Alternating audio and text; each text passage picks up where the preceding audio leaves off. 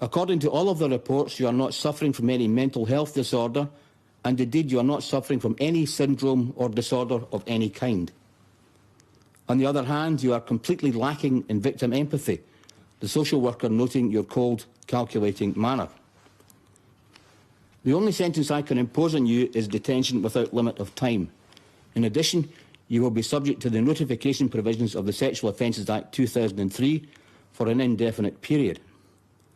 However, I also have to specify a period which must pass before you can apply for release on parole.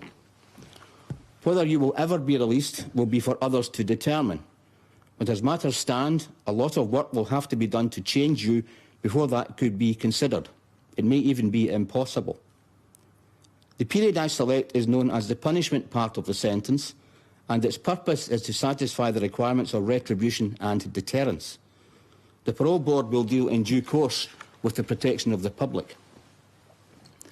I have taken account of the circumstances of the offences, the contents of the reports, and everything said on your behalf. I am conscious that you are a child. In sentencing children, it has to be borne in mind that they are not yet fully rounded, mature human beings. A child's best interests are a primary consideration, and the desirability of the child's reintegration into society must also be taken into account. However, the weight to be given to the various sentencing considerations will depend on a number of factors, including the age of the child and all the circumstances of the case.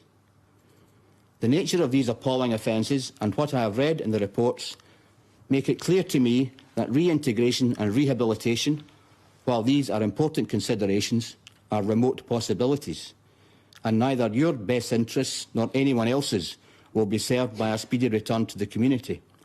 Nonetheless, the punishment part will not be as long as it would have been had you been an adult.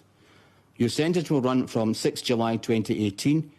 You will be detained without limit of time, and I fix the punishment part at 27 years.